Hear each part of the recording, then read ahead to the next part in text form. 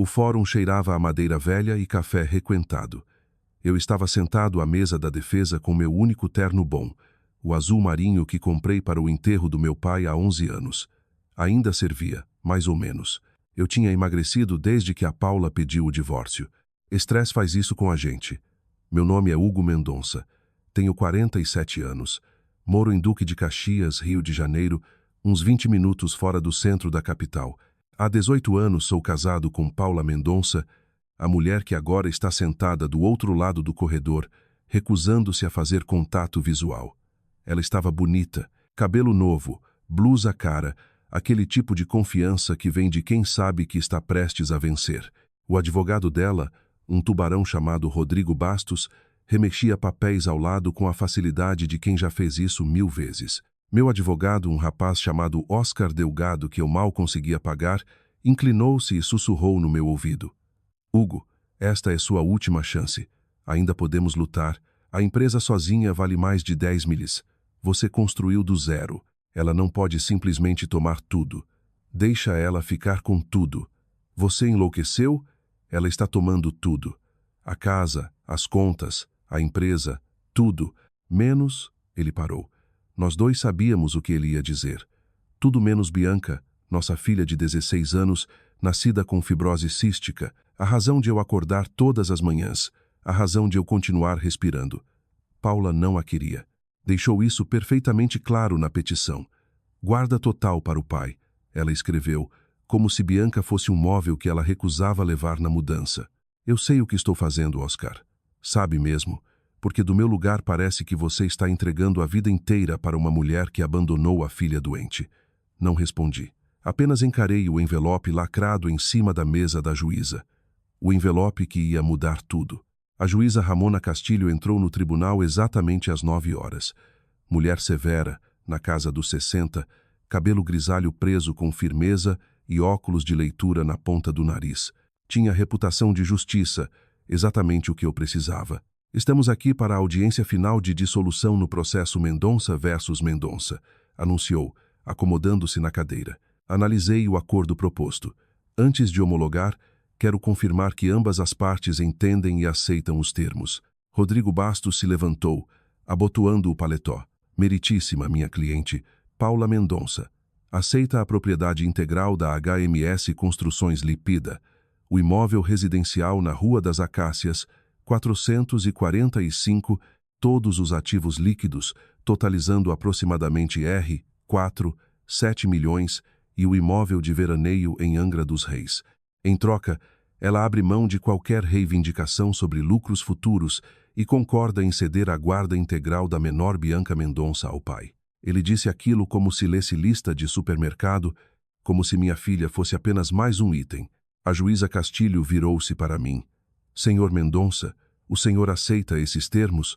Oscar me cutucou. Hugo, por favor, não faça isso. Levantei-me. Sim, meritíssima. Aceito os termos. Um murmúrio percorreu a pequena plateia. Meu irmão Eduardo estava lá, junto com o auxiliar de Oscar e algumas pessoas que eu não reconhecia. Ouvi Eduardo resmungar algo baixo, provavelmente me chamando de idiota. Ele andava fazendo isso bastante ultimamente. Paula sorria, aquele sorriso apertado e triunfante que ela sempre dava quando ganhava uma discussão. Inclinou-se para sussurrar algo para Rodrigo, provavelmente já planejando como gastar meu dinheiro. Muito bem, disse a juíza Castilho. Senhor Mendonça, por favor aproxime-se e assine os documentos finais. Caminhei até o banco. O escrivão me entregou uma caneta. Um a um, assinei os papéis que entregavam tudo o que eu passei 2 décadas construindo. A casa que reformei com minhas próprias mãos. A empresa que cresci de uma caminhonete usada e uma caixa de ferramentas até uma companhia com 47 funcionários. A poupança que enchi real por real, noite após noite, sacrifício após sacrifício. Assinei tudo. Quando terminei, olhei para Paula. Ela praticamente brilhava. Obrigada, Hugo, disse com doçura. Eu sabia que você faria a coisa certa.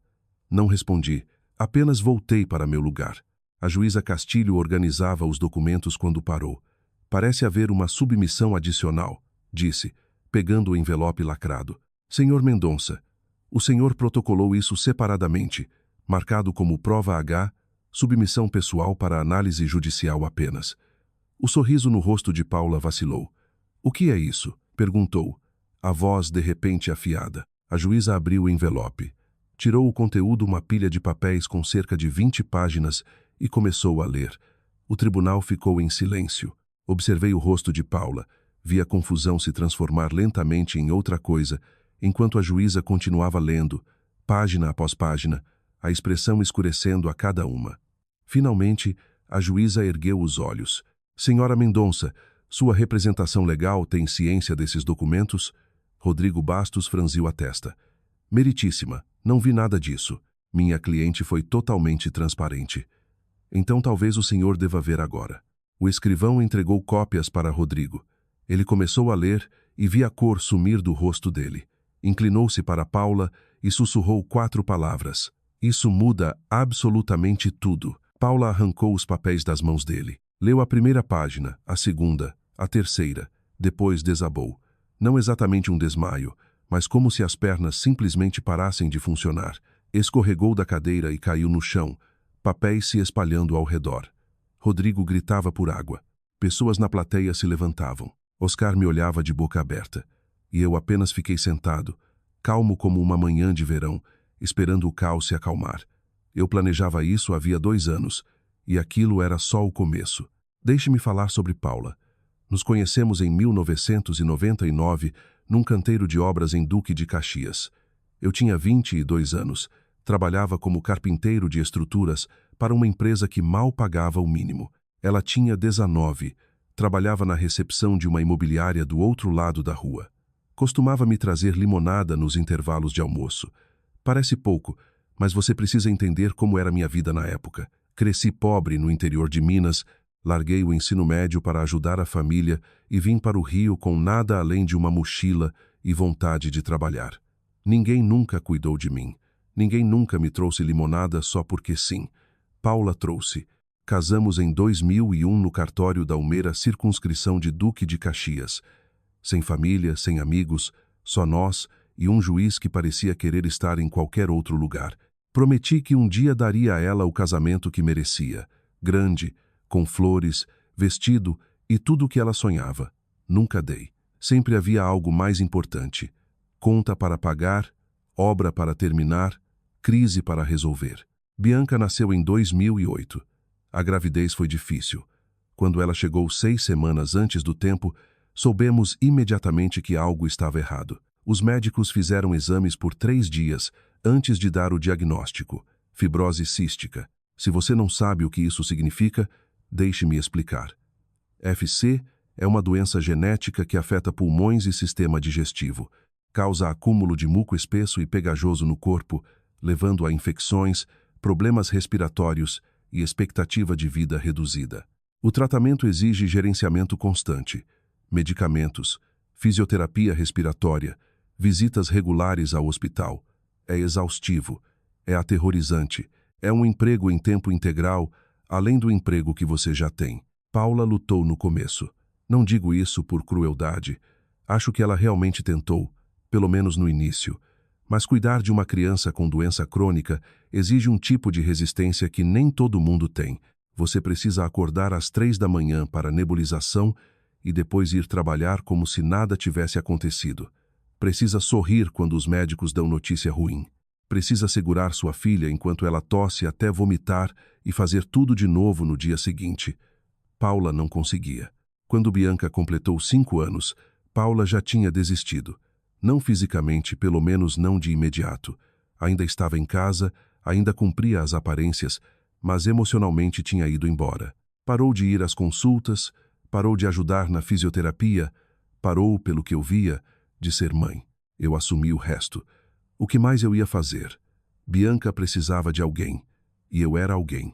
Enquanto isso, a HMS Construções decolava. A empresa que comecei em 2005, com uma caminhonete usada e um cartão de visitas impresso na gráfica, virava algo real. Contratos comerciais, condomínios residenciais, licitações públicas. Em 2015, tínhamos 40 funcionários e faturamento acima de 15 milhões por ano. Eu me orgulhava do que construí, mas também estava exausto. Administrar uma empresa enquanto sou o principal cuidador de uma filha doente deixa pouco espaço para qualquer outra coisa, inclusive casamento. Paula e eu nos afastamos. Paramos de falar de qualquer coisa que não fosse logística. Quem buscava Bianca? Quando era o próximo pagamento? Se lembramos de comprar leite. Eu deveria ter visto o caso chegando. O nome dele era Leandro Malta, um incorporador imobiliário que contratou a HMS para um shopping em Niterói. Era suave e bem-sucedido, o tipo de homem que usava relógios caros e dirigia carros que custavam mais que a casa da maioria das pessoas. Paula o conheceu num evento da empresa em 2020. Em 2020, já estavam dormindo juntos. Descobri do jeito que maridos sempre descobrem: celular esquecido destravado, mensagens que deviam ficar escondidas. Te amo, amor. Mal posso esperar para te ver hoje. Já estou com saudade. Ontem foi incrível. Quando você vai largar ele? Quero você só para mim. Li todas. Centenas de mensagens ao longo de meses. Uma traição completa documentada em texto. Queria confrontá-la imediatamente. Queria gritar, quebrar coisas, exigir explicações. Mas algo me parou. Bianca, se eu explodisse o casamento naquele momento, o que aconteceria com nossa filha? Paula já tinha provado que não se podia contar com ela. Um divórcio feio, batalha de guarda, advogados destruindo nossas finanças enquanto as contas médicas de Bianca se acumulavam. Isso destruiria tudo que construí para protegê-la. Então fiz algo que surpreendeu até a mim. Comecei a planejar. A primeira coisa foi contratar um detetive particular. O nome dele era Daniel Faria, ex-investigador da Polícia Civil que agora trabalhava em casos domésticos. Era caro, mas minucioso. Pedi tudo. Cada encontro, cada hotel, cada mentira. Nos 18 meses seguintes, Daniel entregou fotos de Paula e Leandro em restaurantes, hotéis, até na casa de praia dele, em Angra. Registros financeiros mostrando presentes, viagens, uma vida secreta inteira financiada com dinheiro dele e escondida de mim. Mas não foi a coisa mais importante que Daniel encontrou. Hugo, disse ele numa das reuniões, deslizando uma pasta sobre a mesa. Você precisa ver isso. Abri a pasta. Dentro havia extratos bancários, não das nossas contas conjuntas que eu monitorava com cuidado, mas de contas que eu nunca tinha visto. Contas só no nome de Paula. Nos últimos 3 anos, ela vinha desviando dinheiro da HMS Construções. Pequenas quantias no início, algumas centenas aqui e ali, facilmente escondidas no caos de uma empresa movimentada. Mas os valores cresceram. Quando Daniel encontrou, ela já tinha roubado mais de R$9 milhões. Ela vem desviando da própria empresa, disse Daniel, e transferindo para contas que acha que você não conhece. Fiquei olhando os números. R$9 milhões. Dinheiro que ganhei com minhas mãos, meu suor, anos de sacrifício, sumido. Tem mais, continuou Daniel. Ela e Leandro estão falando em abrir a própria construtora. Adivinha de onde vem o capital inicial? Meu dinheiro? Seu dinheiro. Fiquei com aquela informação por muito tempo. Num divórcio normal, isso seria prova devastadora. Prova de traição, prova de desvio, suficiente para destruir Paula no tribunal e sair com tudo. Mas eu tinha uma ideia diferente. O Brasil é regime de comunhão parcial de bens. Isso significa que os bens são divididos de forma justa, mas não necessariamente igual. O juiz considera vários fatores: duração do casamento, contribuição de cada cônjuge, potencial de ganho futuro e conduta. Conduta. Essa era a palavra-chave. Se Paula entrasse com o divórcio achando que ia ganhar, achando que ia tomar tudo e sair limpa, ela ficaria confiante. Exageraria. Cometeria erros. E se eu deixasse ela pensar que tinha vencido, se eu desse exatamente o que ela pedia, poderia usar esses erros para tomar tudo de volta, com juros. Passei 6 meses com um perito contábil, documentando cada real que Paula desviou. Rastreamos o dinheiro por contas fantasmas, por empresas do Leandro, por um labirinto de transações feitas para esconder o roubo. Depois levei tudo para uma promotora da 2ª Vara Criminal do Rio. O nome dela era Nair Pires, especializada em crimes financeiros. Quando viu o que eu tinha, os olhos dela brilharam. Senhor Mendonça, isso é desvio de recursos clássico. Junto com as provas da traição, podemos montar um caso que coloca sua esposa na prisão. Não quero ela na prisão. Ainda não, pelo menos. Nair franziu a testa. Então o que você quer? Quero tempo. Quero que ela entre com o divórcio primeiro. Quero que ela ache que está ganhando. E no momento exato, quero que tudo desabe. Montamos o caso ao longo do ano seguinte. Cada prova, cada testemunha, cada documento. Nair preparou a denúncia, mas concordou em segurar, lá até eu dar o sinal. Enquanto isso, reorganizei ativos, não escondi. Isso seria ilegal e eu não daria munição para Paula. Em vez disso, criei fundos para o tratamento médico de Bianca que não podiam ser tocados no divórcio. Transferi propriedade de certos imóveis para entidades empresariais que Paula não conhecia. Documentei tudo, mantive registros minuciosos, garanti que cada movimento fosse legal e defensável. E então esperei. Paula entrou com o divórcio em janeiro deste ano. Chegou em casa uma noite, sentou-me à mesa da cozinha e disse que queria sair. Não estou feliz, Hugo. Não estou feliz há anos. Eu sei. Ela pareceu surpresa. Você sabe. Sei sobre o Leandro. Sei de tudo. Por um instante, medo atravessou o rosto dela. Depois sumiu, substituído por aquela expressão dura e calculista que eu conhecia bem. Ótimo. Então você sabe por que este casamento acabou. Quero a casa, a empresa, a poupança. Você fica com a Bianca. Sei o quanto ela significa para você. Disse isso como se estivesse sendo generosa, como se me dar a guarda da filha doente fosse um presente. Tudo bem. Tudo bem, ela me encarou, esperando o pegadinho. Tinha que haver um pegadinho. Hugo Mendonça, o homem que lutava por tudo, ia simplesmente se entregar? Vou mandar meus advogados enviarem os papéis, disse finalmente. Vou assinar, respondi, e assinei. Todos, porque a armadilha já estava montada. Só precisava deixar ela entrar. O tribunal ainda estava em caos. Paula estava no chão hiperventilando. Rodrigo Bastos tentava ajudá-la a se levantar enquanto lia os documentos ao mesmo tempo, o rosto ficando mais pálido a cada página. A juíza Castilho batia o martelo, exigindo ordem. Eu apenas fiquei sentado, calmo, paciente. Oscar agarrou meu braço. Hugo, que diabos tem nesses papéis? A verdade. Finalmente colocaram Paula de volta na cadeira. Alguém trouxe água. Ela tremia, rímel escorrendo pelo rosto, sem parecer em nada com a mulher confiante que entrara uma hora antes. A juíza Castilho finalmente restabeleceu a ordem. Doutor Bastos, presumo que o senhor não tinha conhecimento do conteúdo da prova H. Rodrigo suava. Não, meritíssima. Minha cliente não divulgou. Estou vendo. A juíza virou-se para mim. Senhor Mendonça, gostaria de explicar ao tribunal o que esses documentos contêm. Levantei-me devagar. Meritíssima, a prova H contém 3 anos de registros financeiros documentando desvio sistemático de recursos da HMS Construções lita pela minha esposa, Paula Mendonça.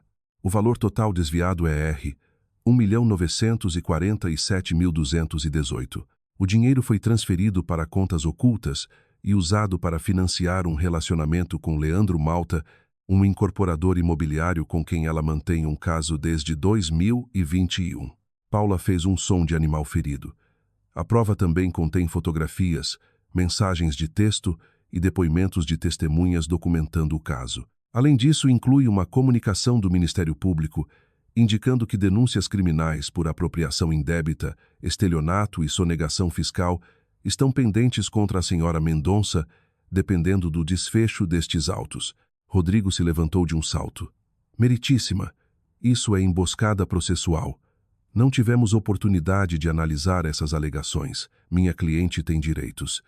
Sua cliente vem roubando de mim há 3 anos, eu disse baixinho. Ela pode discutir os direitos dela com a promotora.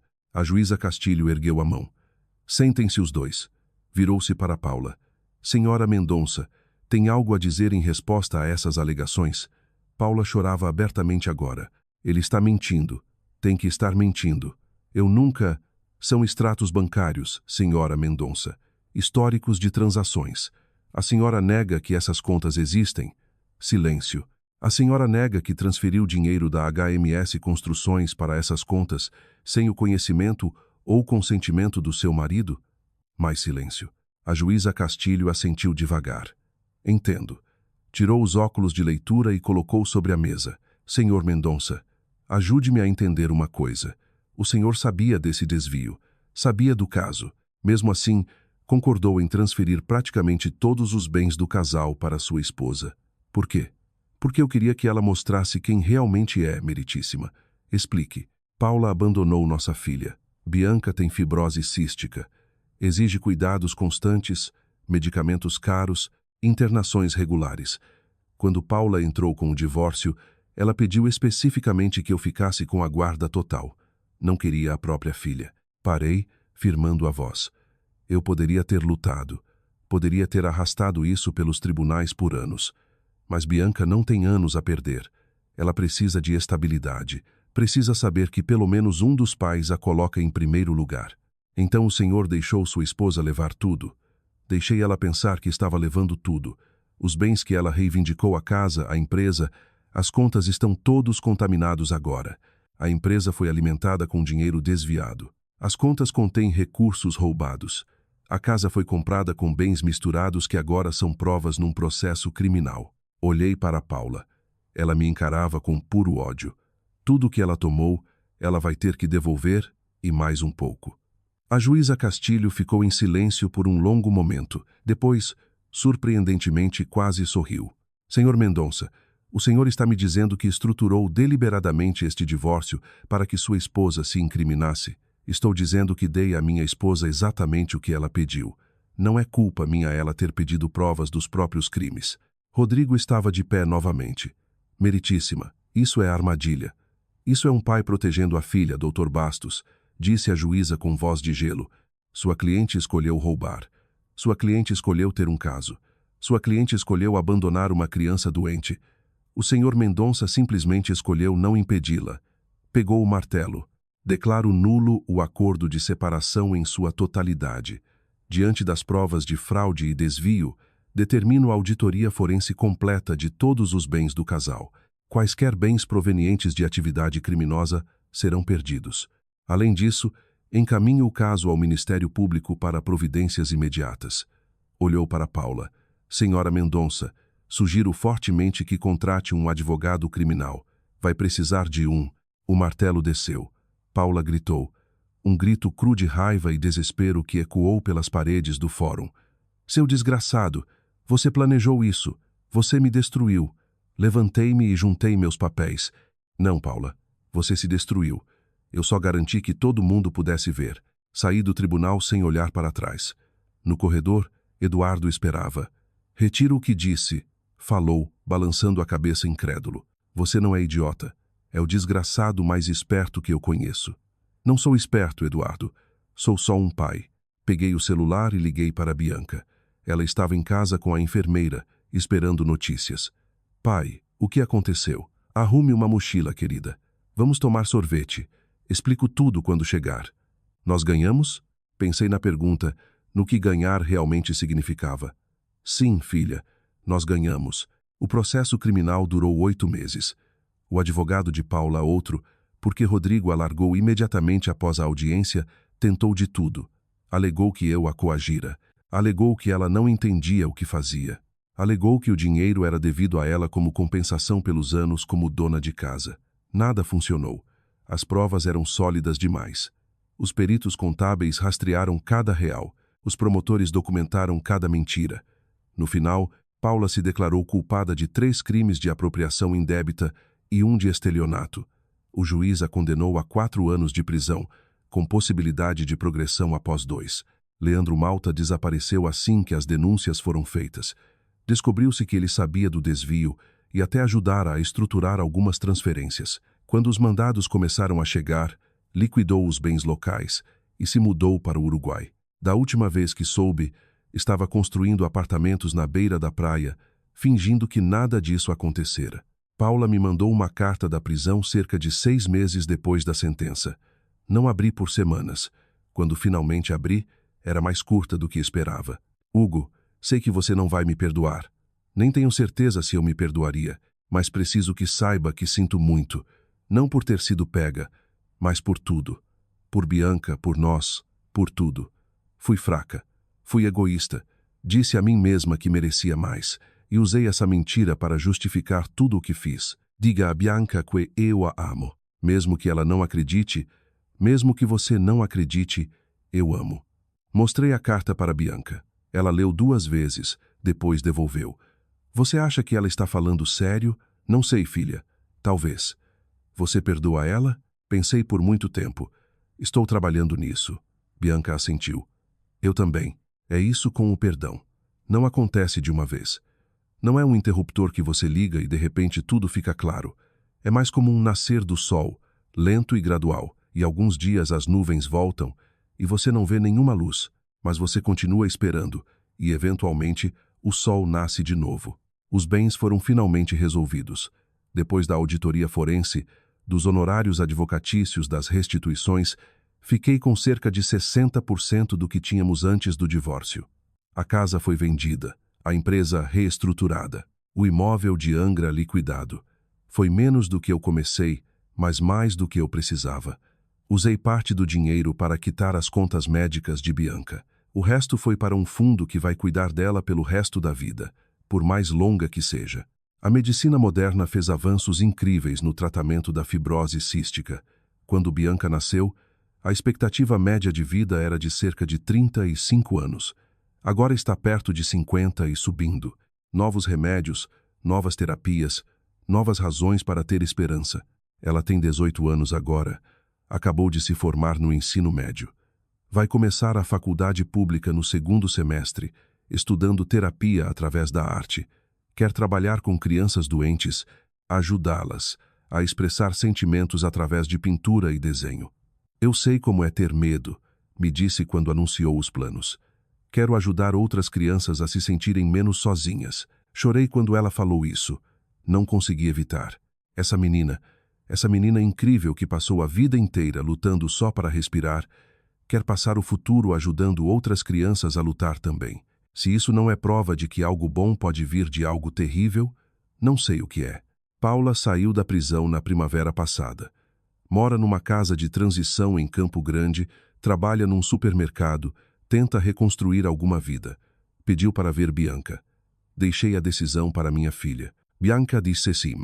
Elas se encontraram 2 vezes até agora. Café, principalmente. Visitas curtas, conversas cuidadosas. Não sei se vão ter um relacionamento de verdade. Aconteceu coisa demais. Danos demais foram feitos. Mas estão tentando. E às vezes tentar é tudo o que se pode fazer. Vendi a HMS Construções no ano passado. Uma empresa maior fez uma oferta e depois de pensar um tempo aceitei. A empresa foi boa para mim, me deu tudo, mas também tirou tudo. Cada noite alta, cada momento perdido com Bianca, cada sacrifício que parecia necessário na época, mas agora parece algo roubado. Queria esses momentos de volta. Não os que já se foram, esses não voltam, mas os que ainda vão vir. Então peguei o dinheiro e saí. Não estou exatamente aposentado. Ainda presto consultoria às vezes, ajudo construtoras menores a organizar as operações, mas na maior parte do tempo passo com Bianca, levando-a às consultas, ajudando nos projetos de arte, só estando presente e disponível, do jeito que sempre quis estar, mas não conseguia enquanto construía um império. É suficiente. Mais que suficiente. As pessoas às vezes me perguntam se me arrependo de como lidei com as coisas. A armadilha, a paciência, os 2 anos vendo minha esposa me roubar enquanto documentava tudo e esperava o momento certo. Não poderia ter divorciado normalmente, confrontado ela, brigado no tribunal, seguido em frente? Talvez. Mas aprendi sobre justiça. Ela nem sempre tem a aparência que esperamos. Às vezes é uma juíza batendo o martelo e mandando alguém para a prisão. Às vezes é mais silenciosa. Às vezes é uma menina doente se formando no ensino médio, enquanto a mãe que a abandonou assiste de uma casa de transição. Às vezes justiça é apenas sobreviver. Passei 18 anos casado com uma mulher que aos poucos se revelou alguém que eu não reconhecia. Alguém egoísta, alguém calculista, alguém capaz de abandonar a própria filha para correr atrás de uma fantasia com um homem que a largou assim que as coisas ficaram difíceis. Eu poderia ficar com raiva disso. Parte de mim provavelmente sempre ficará. Mas raiva é pesada. Ocupa espaço que você precisa para outras coisas. O que carrego em vez disso é gratidão. Gratidão por Bianca, que me ensinou o que amor realmente significa. Gratidão pelos anos de luta que me mostraram do que sou capaz. Gratidão até por Paula, de um jeito estranho, porque sem a traição dela eu talvez nunca descobrisse quão forte eu realmente sou. No dia seguinte à audiência final, levei Bianca para tomar sorvete como prometi. Sentamos numa mesa de uma sorveteria perto de casa, ela comendo flocos, eu comendo creme. Pai, disse ela entre uma colherada e outra, você está bem? Digo, realmente bem. Acho que sim, filha. Estou chegando lá. Então a mamãe realmente fez todas aquelas coisas, o roubo e tudo? Sim, fez. Por quê? A gente tinha uma vida boa, não tinha? Pensei em como responder. Como explicar para uma adolescente que algumas pessoas nunca se satisfazem? Que algumas passam a vida inteira correndo atrás de algo melhor e nunca percebem que o que tinham já era suficiente. Sua mãe se perdeu, eu disse finalmente. Esqueceu o que importava, e quando lembrou, já era tarde. Você acha que ela um dia nos amou? Acho que ela nos amou do melhor jeito que sabia. Só não foi suficiente. Bianca ficou quieta um momento. Depois estendeu a mão por cima da mesa e segurou a minha. Seu amor foi suficiente, pai. Só para você saber. Sempre foi suficiente. Não consegui falar depois disso. Apenas segurei a mão dela e deixei as lágrimas caírem no meu sorvete de creme.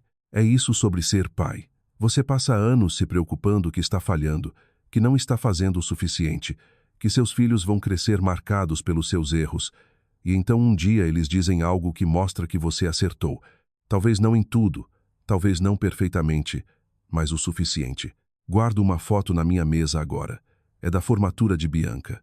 Ela está de beca e capelo, segurando o diploma, sorrindo tão largo que parece que o rosto vai se quebrar.